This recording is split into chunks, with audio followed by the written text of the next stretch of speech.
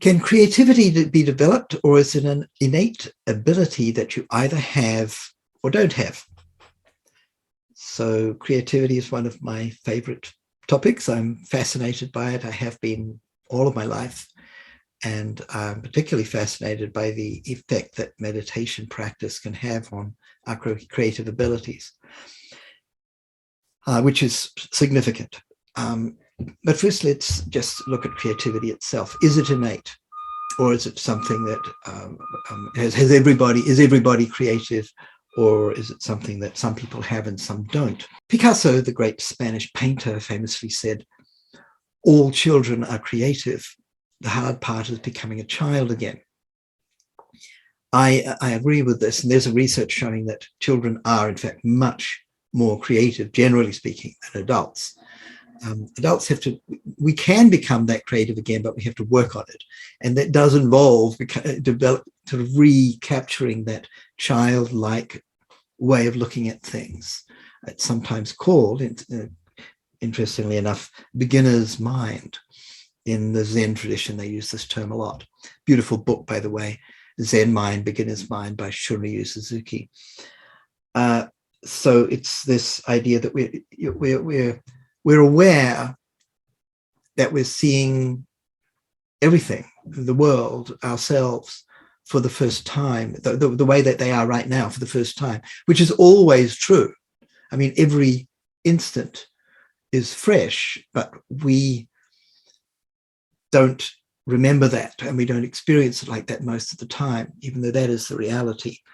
Children tend to see life like that more easily, especially when they're very young. As we get older, we actually fill in most of what we perceive from memory, and that's why sometimes we see things that aren't there, or we miss things that are there. We don't realize that a lot of what we think we're seeing is actually just stuff that we're putting in place because it's easier. It uses less energy. This is something that develops as we grow up. So yes, we are innately creative. Now the question is, can we get access to that easily or not? This is something that can be learned. So technically speaking, you can't really teach creativity, but you can definitely teach people how, or learn how, to get more ready access to the creative part of your mind. And there are numerous, essentially, psychological exercises that can help you to do that.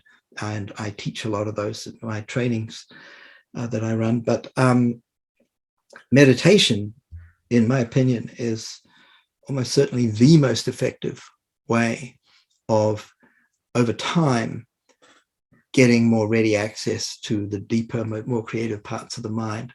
Because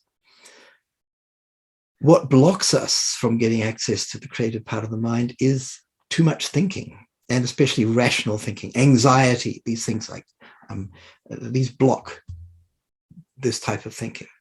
You can't think with this sort of analytical,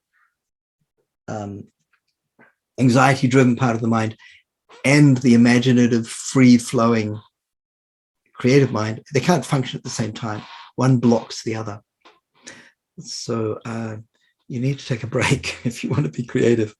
A lot of creative ideas come in sleep when the mind's calm and you're not thinking rationally.